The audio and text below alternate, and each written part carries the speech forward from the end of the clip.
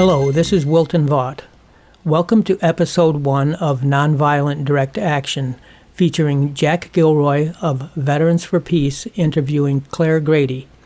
On April 4, 2018, Clare and 6 other Catholic Ploughshares activists entered Kings Bay Naval Submarine Base in St. Mary's, Georgia. Kings Bay is the largest nuclear submarine base in the world, serving as the base for 6 ballistic missile subs and 2 guided missile subs. The activists went to 3 sites on the base: the SWFLANT Administration Building, the D5 Missile Monument Installation, and the nuclear weapons storage bunkers. The activists used crime scene tape and hammers and hung banners, one of which read, "The ultimate logic of Trident is OMNICIDE."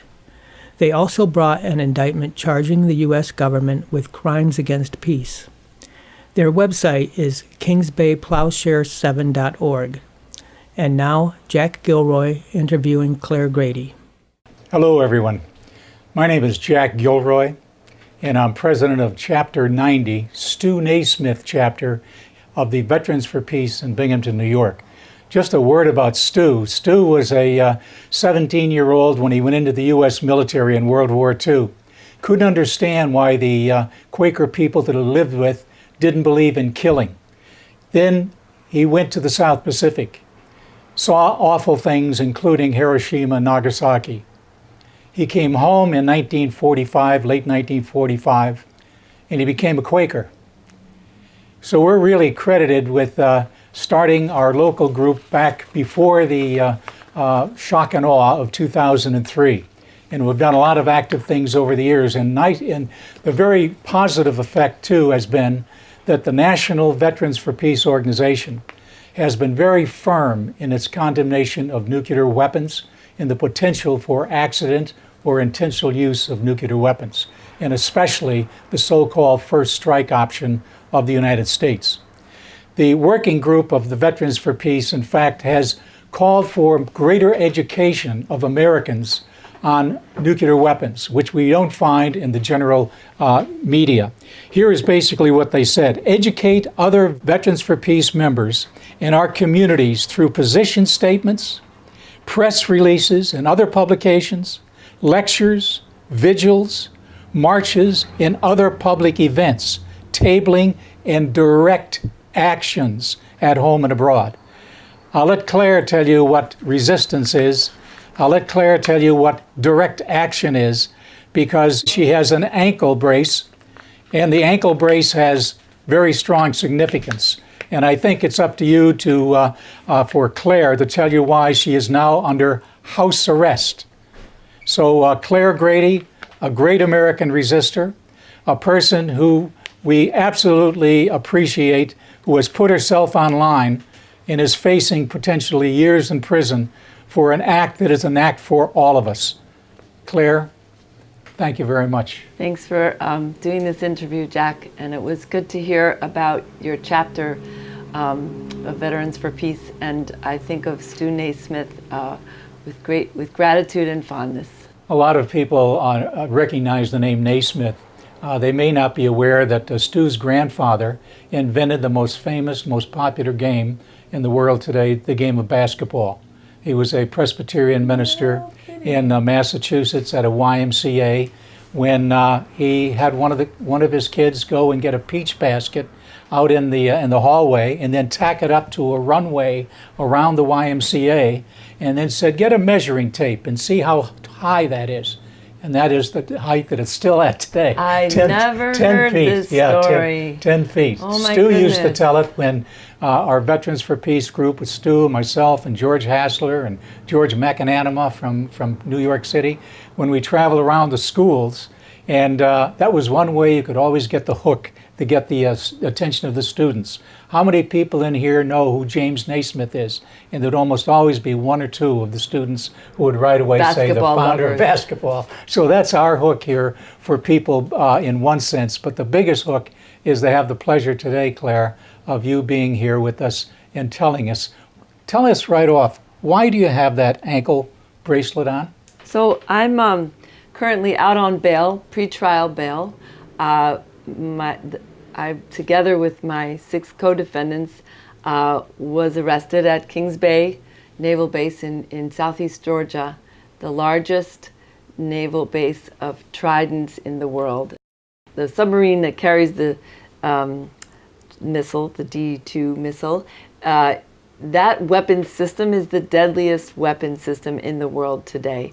And Kings Bay, Georgia is the home of 6 of those Trident submarines that carry that, that weapon, and also is port to 4 from Great Britain as well. Anyway, this beautiful, beautiful place on Earth is the home to some of the most deadly weapons in the world. And when you say OMNICIDE, that they're capable of OMNICIDE, could you explain what you mean by that?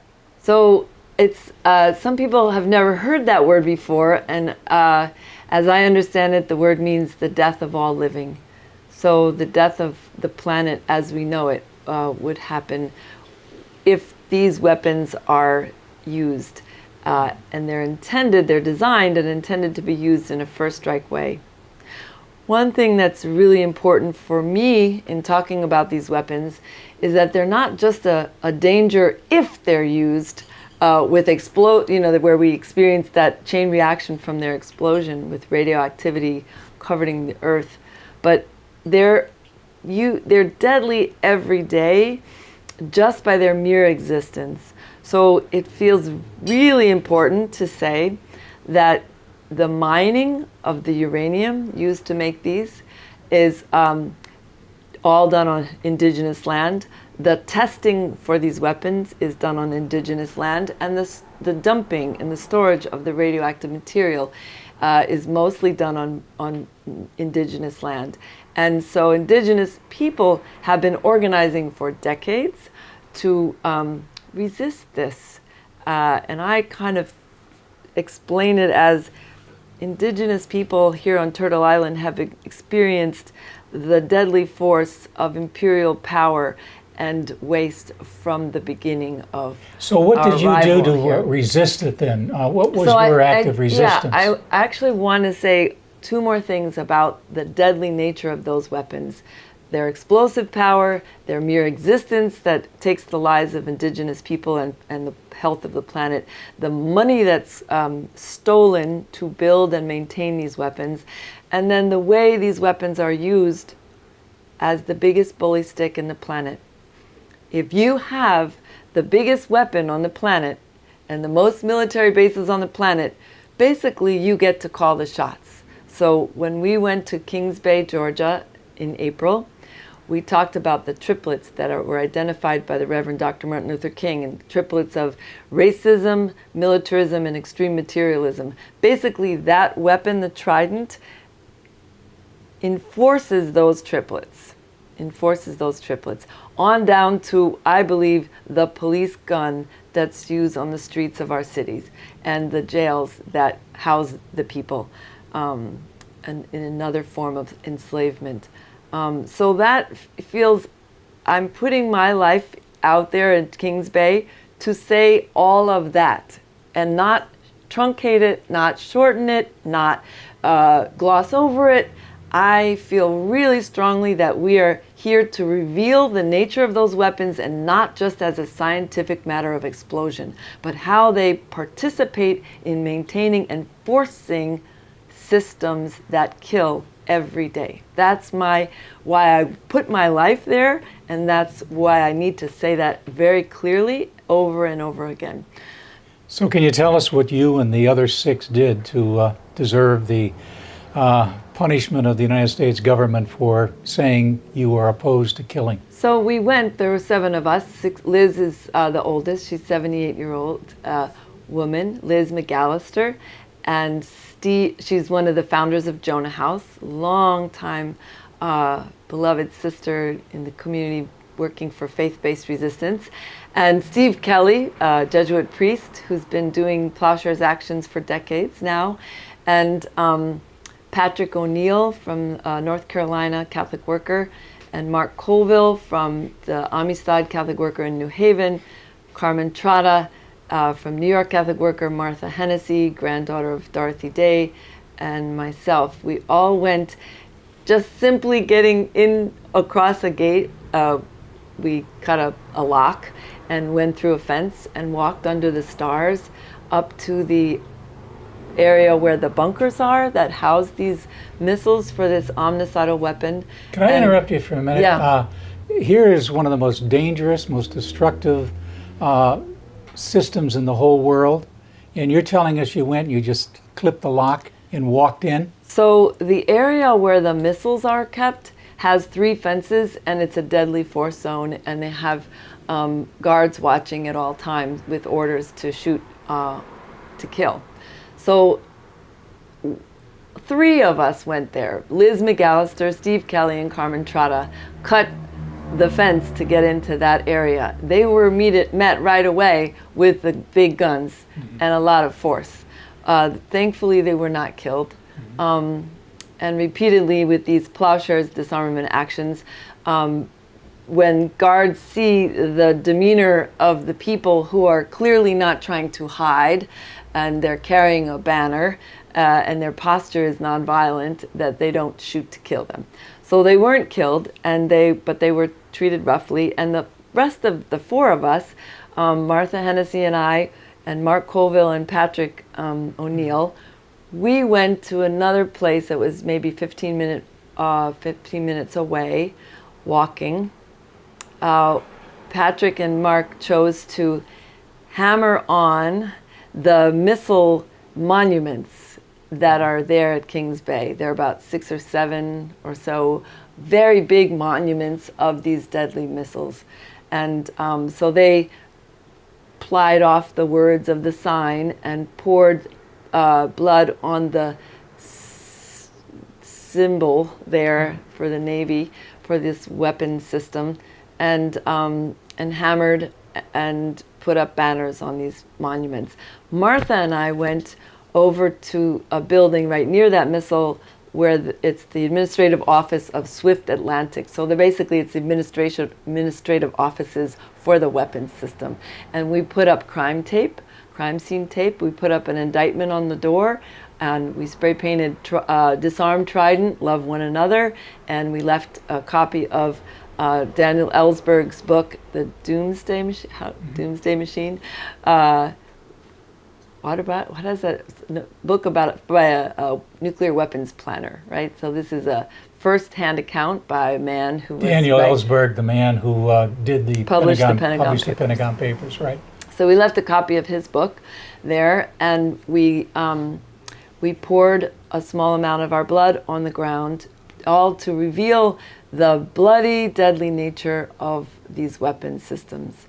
And Martha and I went over to where Patrick and Mark were and waited there for the guards on the base to see us, and we were arrested. We took responsibility like we always do in these situations. We take responsibility for what we do.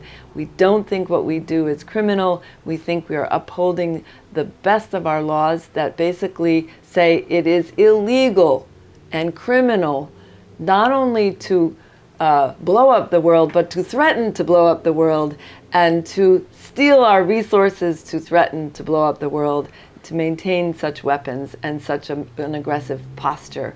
So this is not civil disobedience, it's resistance. Well, what I call it is, resistance, faith-based resistance. And basically, the way I see it is that laws change with human consciousness evolving. So it's not, it's probably a helpful example that right there in Georgia, 150 years ago, 160 years ago, it was considered legal and normal at the time to enslave human beings and consider them 3/5 human. That was the law at the time. That law has changed. It's evolved as human beings have evolved with their consciousness. So, and with a lot of struggle. So what I see is that in the last 100 years, on the heels of such awful wars, World War I and World War II, that the human family, nations got together and decided that it's not okay to use weapons of mass destruction that don't discriminate between civilians and combatants. It's not okay to use weapons that destroy and poison the water or the air or the land. It's illegal to do all of those things. And then after World War II, we got even more evolved and we said, it is not okay to allow your government to commit genocide in Germany, for instance, in your name without doing something. You can't just say, I was just minding my own business or taking orders and carrying out orders that were given to me. That there's some responsibility when something's being done in your name to take responsibility to stop it when it's a crime. So will you be able to use that Nuremberg result in your trial? I don't know, but what I want to say very significantly, Jack, we're going to try. We're going to try. But what's really important to any viewers or listeners here is that disarmament is an unenforceable thing. I'm part of a 12-step program called Al-Anon.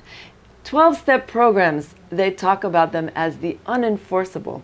You either do recovery or you don't. Nobody gets to force you.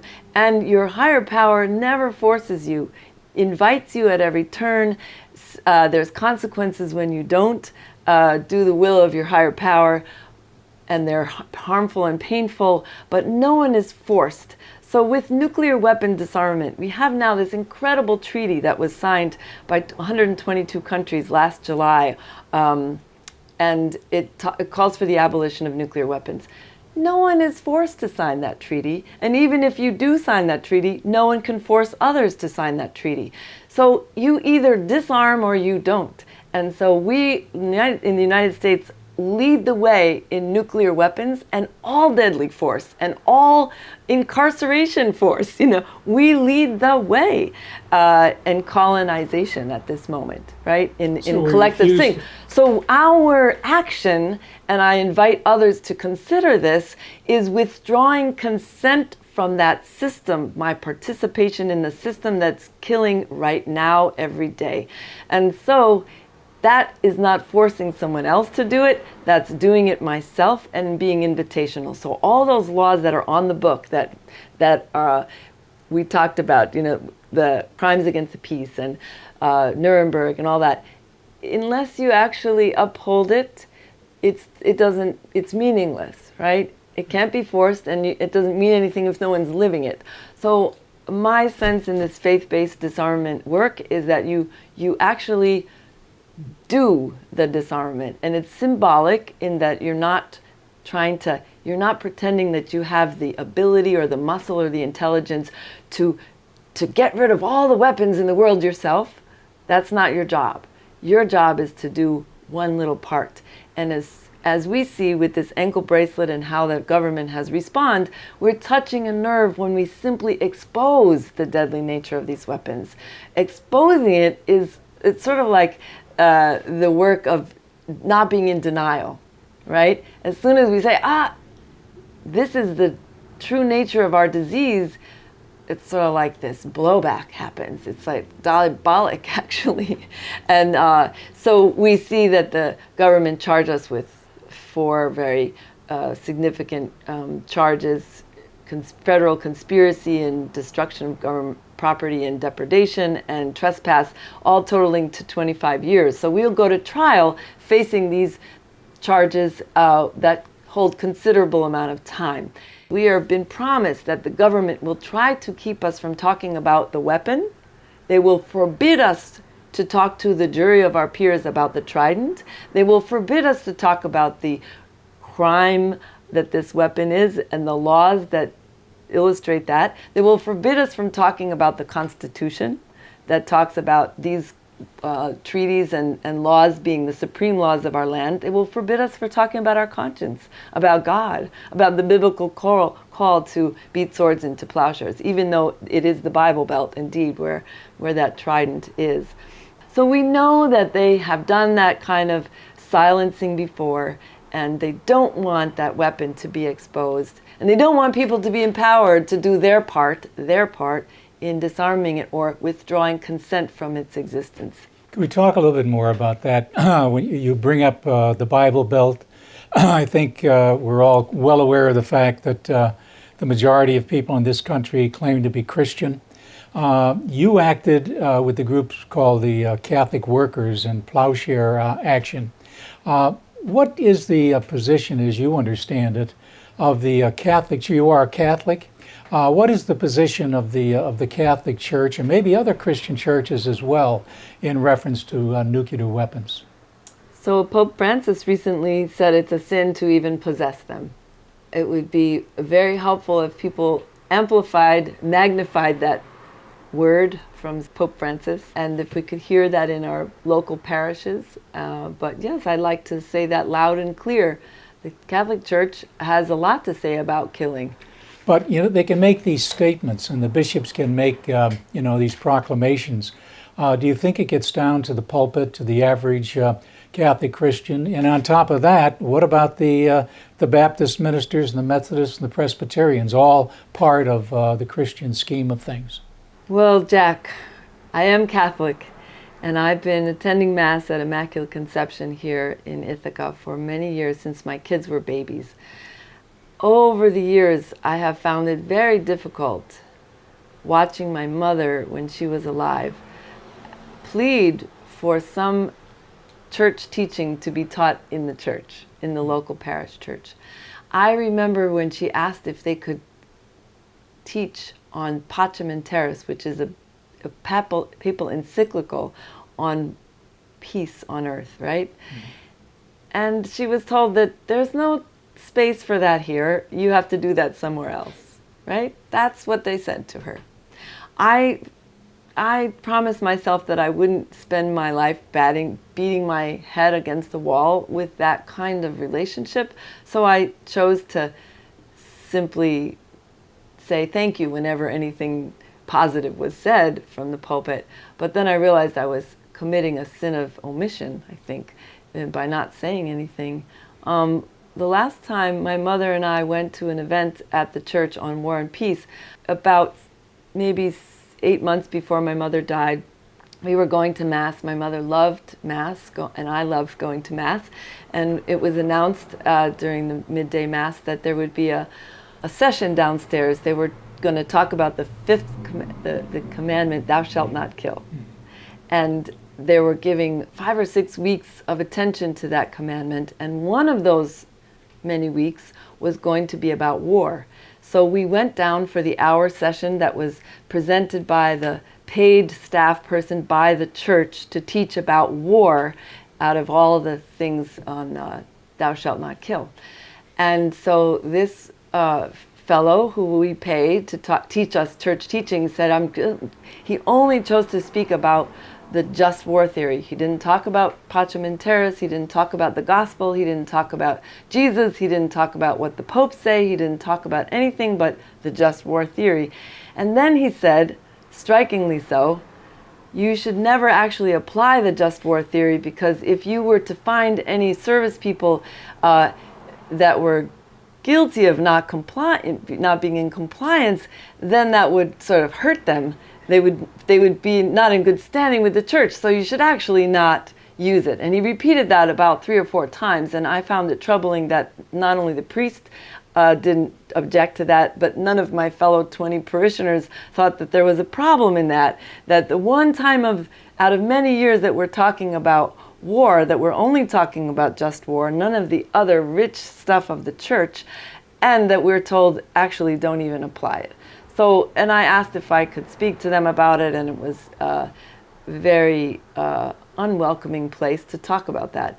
Well, different priests change and so on, and there's another priest there now that is wonderful, Father Chumo, but I'm not there right now. I'm mostly in South Georgia. I'm out on bail, so I am one of 7 co-defendants, and when we were first arrested, we were put in jail in Camden County, South Georgia. An especially archaic jail where you could go weeks and not see the light of day. We're supposed to get an hour a week to get outside to the little tiny courtyard. An hour a day, supposedly, according to the law. According to the law, but according to them, an hour a week, and you were lucky if you got that hour a week. You were lucky. And so we were starved for light, and we were starved for space and good food, but we had such amazing community there in that cell block in Camden. But in that place, we were not given bail. We were on state charges, and we were being held with no bail. When the federal government indicted us, 5 weeks later, we were brought to another jail in Glynn County. Brunswick, Georgia is in Glynn County. So from there, we were held on $50,000 bail, and we, some of us, well, 3 of the 7 of us got out right away there in mid-May at our bail hearing, and Steve Kelly cannot get out on bail. Liz McAllister and Mark Colville chose to stay in, and I just got out last week. Was hoping to reduce this $5,000 cash and $50,000 a surety and a home arrest with an ankle bracelet because I felt it was improper. And so, the point of bail is to ensure that you come back to trial and also that you're not a danger to the community. Well, I explained to the judge, I'm going to be 60 years old this year. I've been doing this since my 20s. 40 years of my records show that I always show up for trial when I have a trial, and that I never risk arrest before trial. So the use of this, and that I'm innocent until proven guilty, like you're assuming that what I did is a crime. I'm saying that what I did was upholding the law. And so there's a difference of perspective, but I can say from my point of view, it certainly seems very punitive that I'm being held on home arrest. I cannot walk outside of my door except to reach to the mailbox, but I can't hang up my laundry or water the plants or greet my neighbors outside that door. Unless I have explicit permission from my probation officer, a very nice man from Syracuse, who came down to set up the equipment in the house here and put this on my leg. And I plug it in every night for about a half an hour or an hour to recharge this global positioning device. I'll be charged $100 or so a month to imprison myself.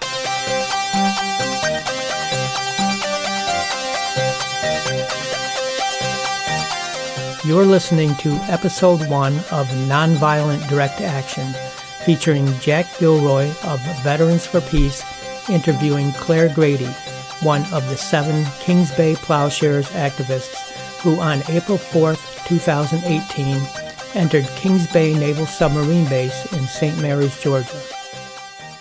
Steve Kelly, you said he cannot because he has other charges pending, or why can't Steve? He has a charge pending from the West Coast where he did a peaceful blockade at another weapons. Yeah, the other Trident, U.S. Trident base is on the West Coast, and Steve has been part of disarming at that coast at that base in Tacoma, Washington. It seems, if I can digress just a little bit, but it's related, that you came into my classroom some 30 or so years ago with Peter DeMott, your brother-in-law, where Peter, were you involved in that action? Was Peter actually that was involved in an action at New London, Connecticut? My sister Ellen and my brother John were both part of that action with Peter in Groton, Connecticut, where they hammered on the Trident weapon system back in 1982. That was an amazing story. My ninth grade students had eyes as big as saucers when they heard Peter talk about how he commandeered the vehicle to go down. Well, that was another action before the one. Oh, was it? That was before the Trident. The Ploughshares number 4. That was Peter, who. Yes, you could tell. Quite a history. Story. Yeah, you have quite a history. Well, anyway, Peter told how when he started ramming the sub with the vehicle, that the shore patrol had to jump up on the hood and beat the windows, break the windows, and to pull Peter DeMott out. But back to this idea of the action itself in Georgia. Now, can you tell us a little bit about how you got along with some of the people? Were you able to be with some of the other inmates there, other than your own group of Catholic workers? When we first we were brought to Camden County, came into the cell block, it was just about count time, 11 p.m. count time and lock-in. And we were greeted with great hospitality the first night. And the next day, everyone came around us. And the first thing they said was, they asked us what we had done, because they had heard a little bit about it. And they said, "Gangster grannies." Started calling us gangster grannies. Yeah. And we were warmly welcomed in that cell block in Camden County. And Multiracial? yeah. Perhaps more white people, women than black women. Yeah. Definitely in Camden County. Not so in Glynn County. Yeah, we were together very closely. We shared meals and prayers and games. And you were talking earlier about basketball, and I was thinking about this wonderful thing that we experienced in Camden County. On the chance that we got to go to the little rec area that 1 hour a week, the women would take 2 socks and roll them up and make a ball, and they called it a volleyball. And we would pretend that we had a volleyball net. There was no net, but, and we would play volleyball for that whole hour. Yeah. And we would laugh our asses off for an hour. Yeah. There was so much joy with this game. Well, called it sock volleyball. So this outside rec time would happen on Monday. Well, 1 week, the Monday had a rainstorm or something happened, so we weren't able to go out, and the very kind guard thought she would give us about a half an hour on a Friday. I think it was a Friday. And it turns out that the deputy sheriff normally would be on court on Monday, so wasn't present for when the women were having their rec. But this day he was there, and he heard our laughter. And he came into the rec area, this tiny little rec area, and he took the sock ball away and said, "You will not be playing this game again." And he said, "Do you know why?"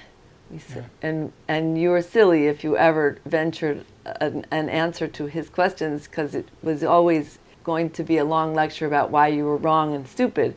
So he said, "Do you see that area up there on the wall? That used to have a basketball hoop, and that's not there anymore, because that basketball hoop was the occasion for people fighting, and we can't have that. And somebody could get hurt."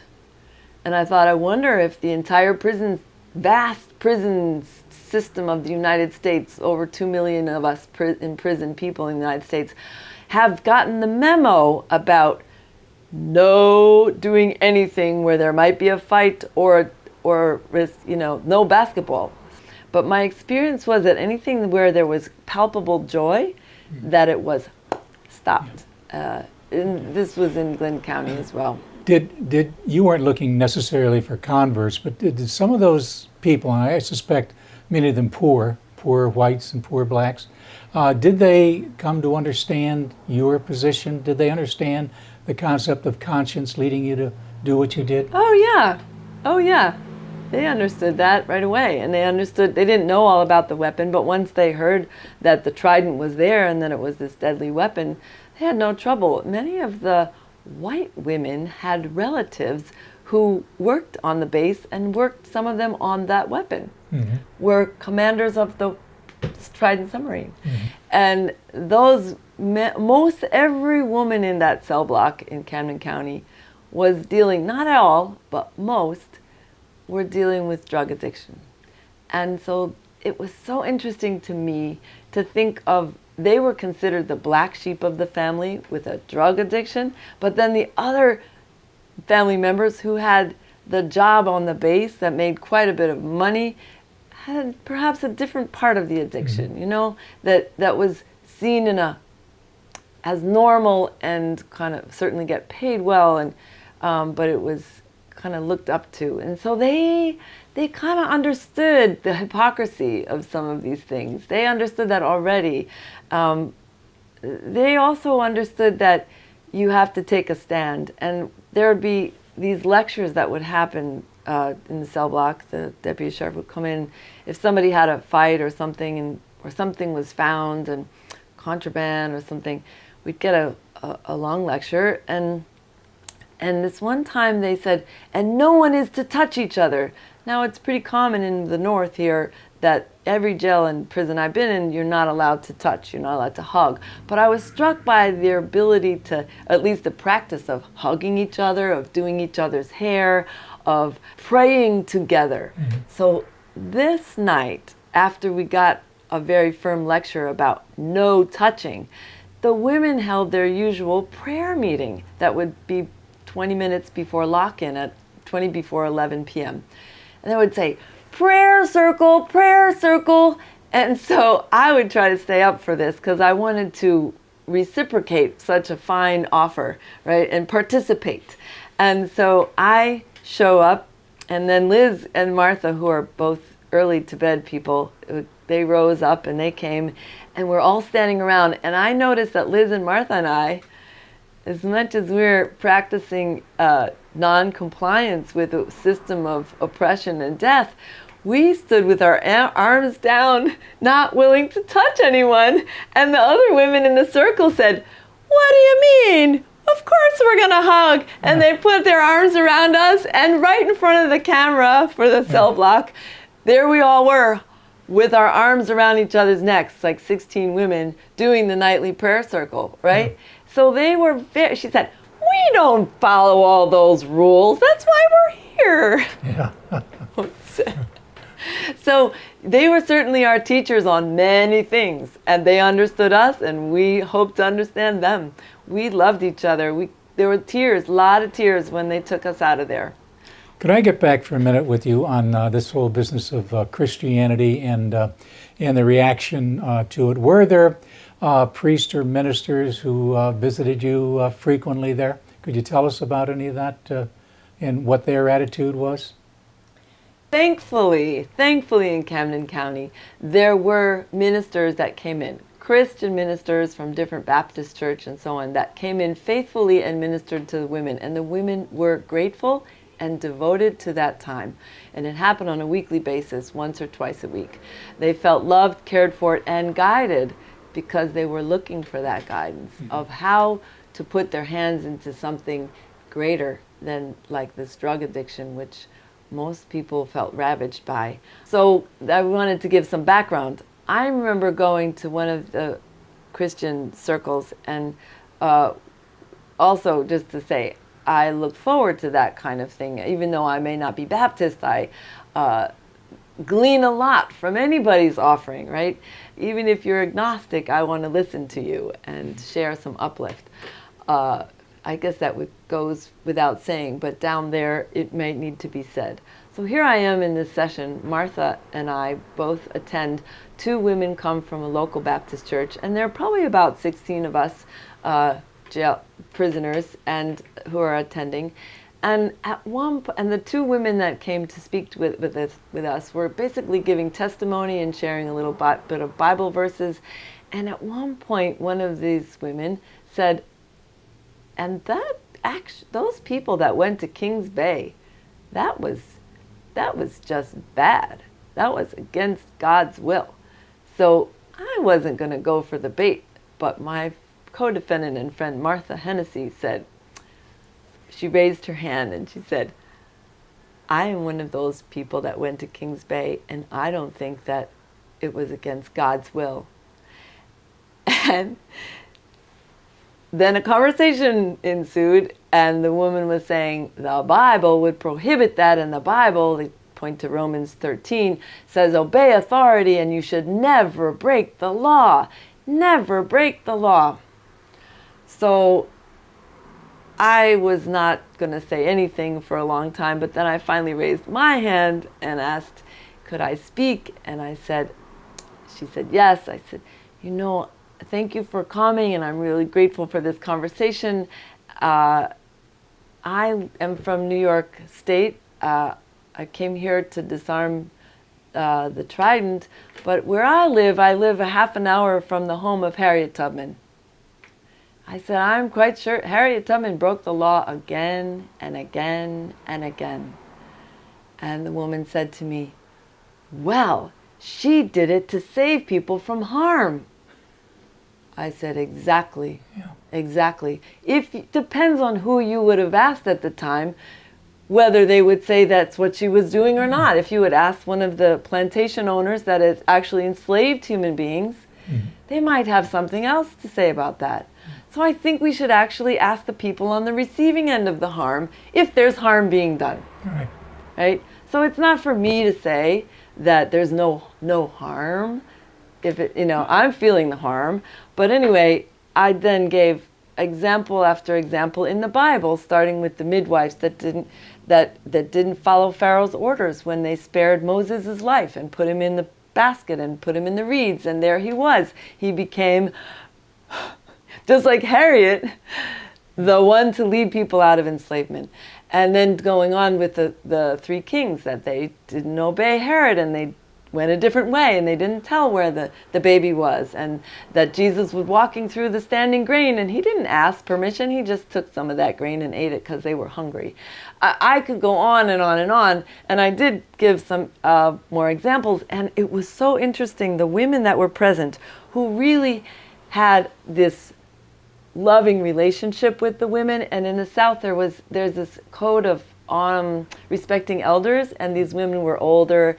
They always called Miss or Sir, or and deferred to elders with a lot of respect. And right from behind me, I could hear Mo she raised her hand. She started speaking. She said, "Well, Miss So and So, I think it's really important that we not criticize people for what they're in here for, that we kind of respect each other and not criticize people for what you think is a crime." Or anyway, I didn't expect that at all, but literally, and later back in the cell block, I said, "I hope we weren't disrespectful." And they said, "Not at all. We had tears in our eyes as you were speaking, and we thought it was great what you were saying."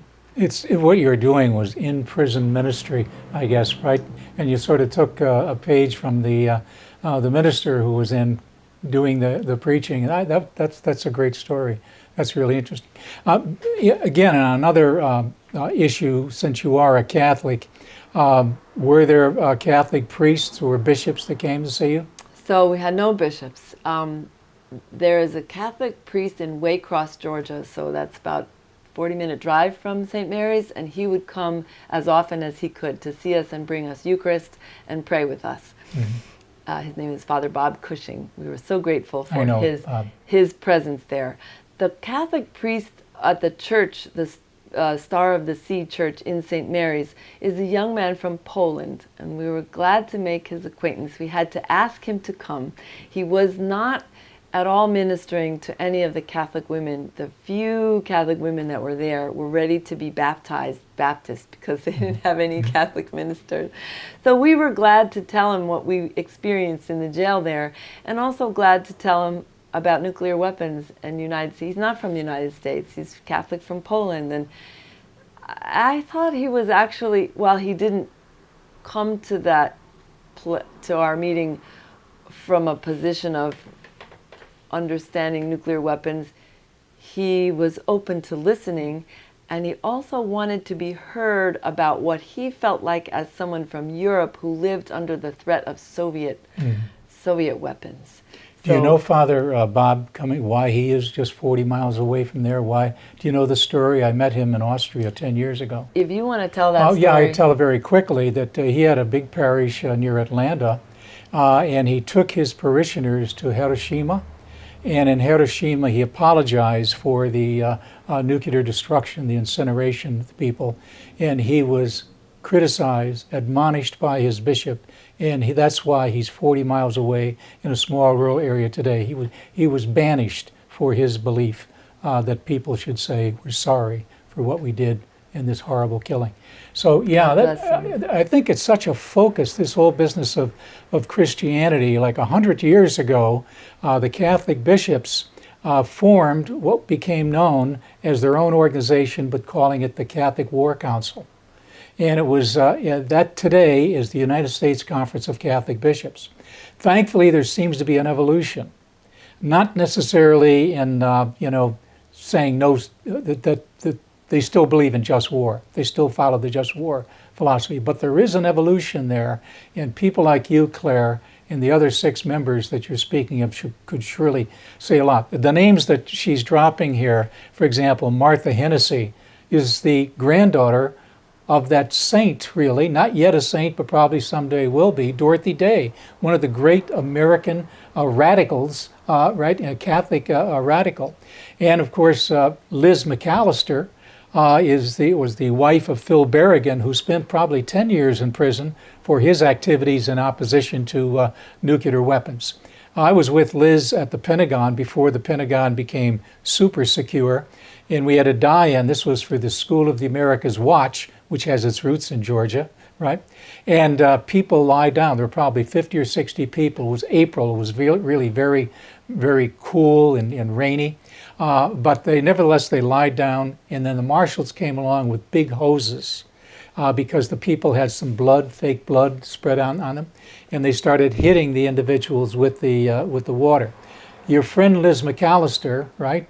Liz didn't get out yet. She's still in Georgia, right?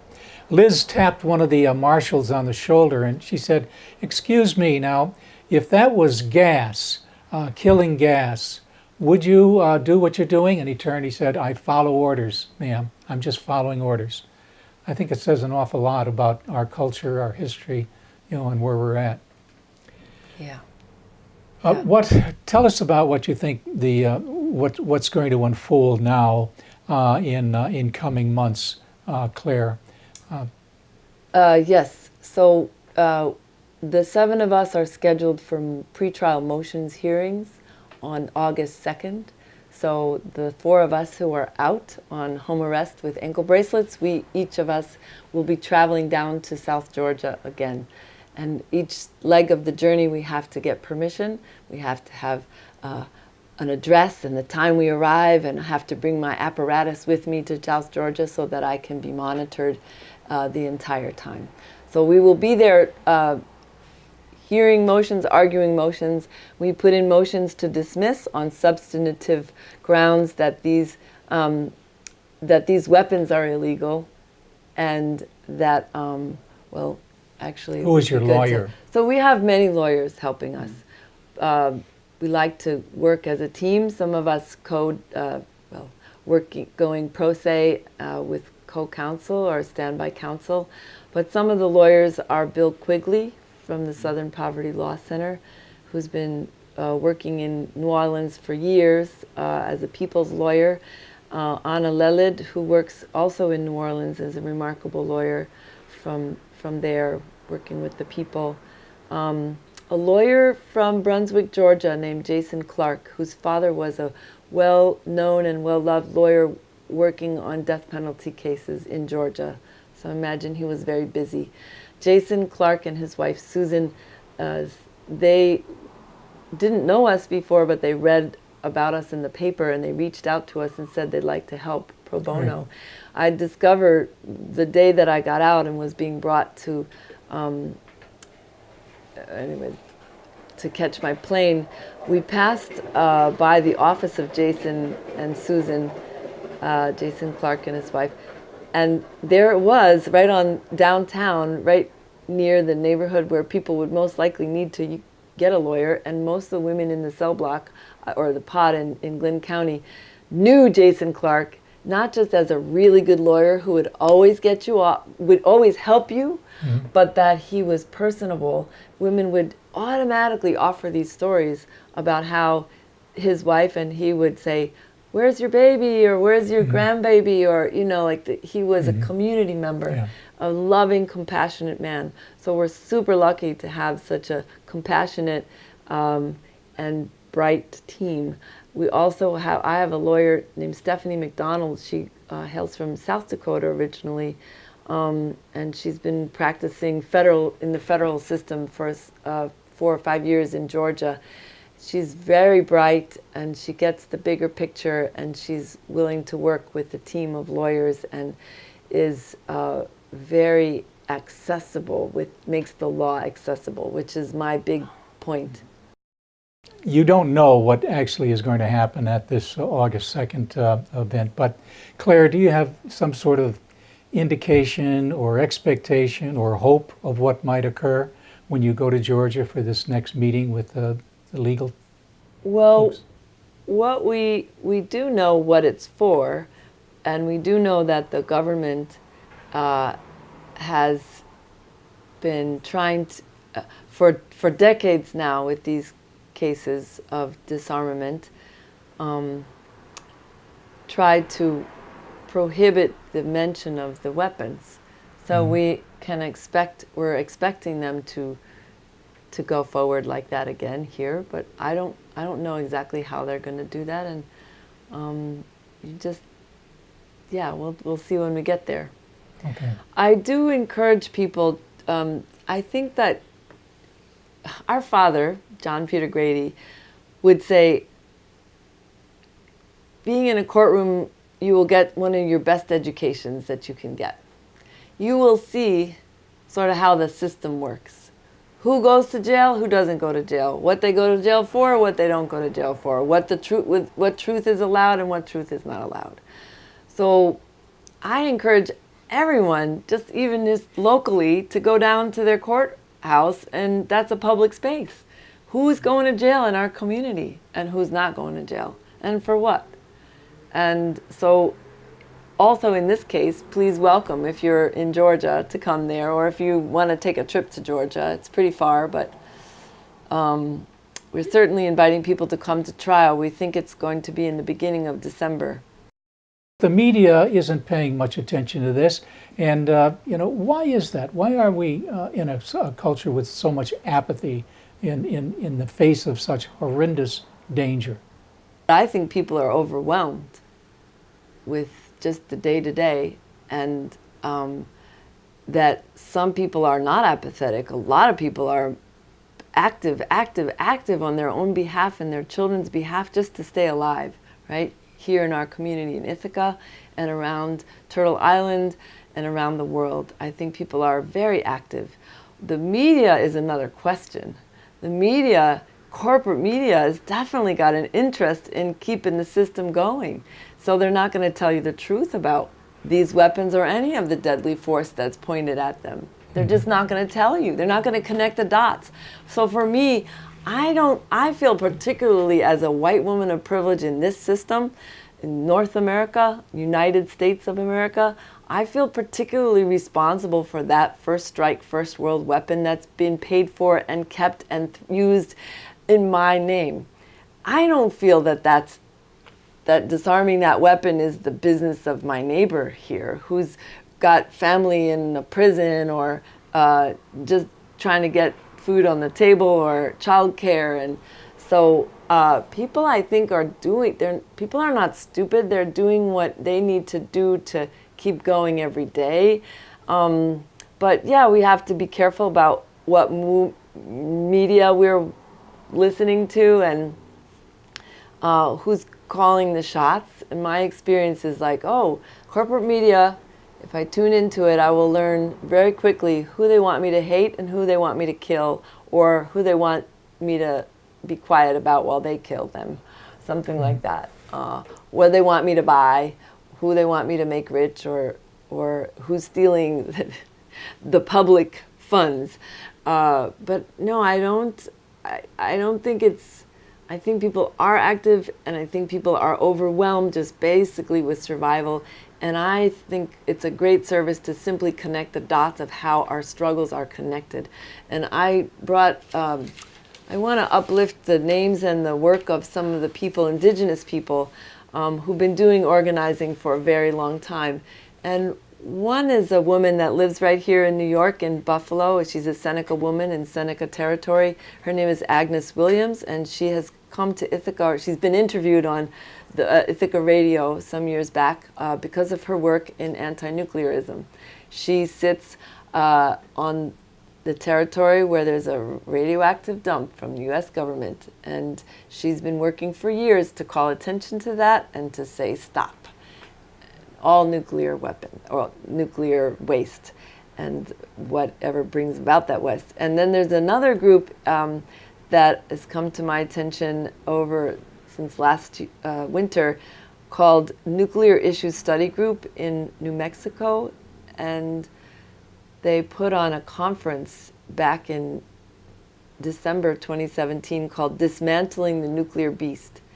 And they did so much footwork to bring grassroots organizers from around Turtle Island and around the world to talk about their work. So that was like a testimonial there at that conference of what people are doing and where they're doing it.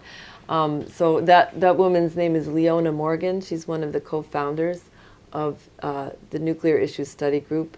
And some of the people from New Mexico are here in this area right now for the Grassroots Music Festival.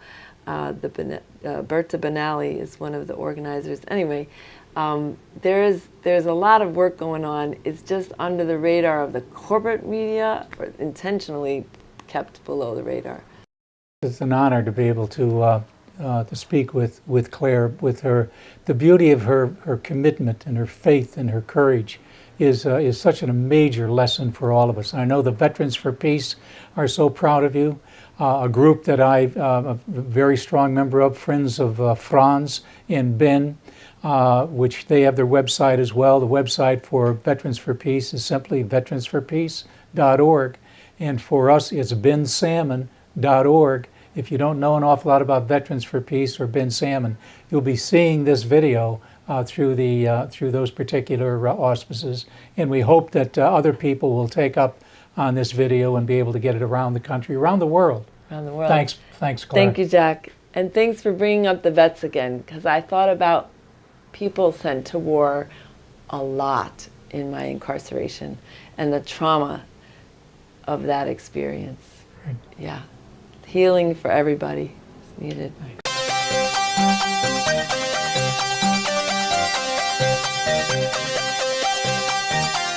You've been listening to Episode 1 of Nonviolent Direct Action, featuring Jack Gilroy of Veterans for Peace, interviewing Clare Grady, one of the 7 Kings Bay Ploughshares activists who on April 4th, 2018, entered Kings Bay Naval Submarine Base in St. Mary's, Georgia.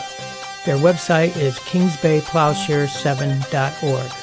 You can find this program on YouTube, Blogger, SoundCloud, radioforall.net, and soon on iTunes, all by searching for our name, Nonviolent Direct Action.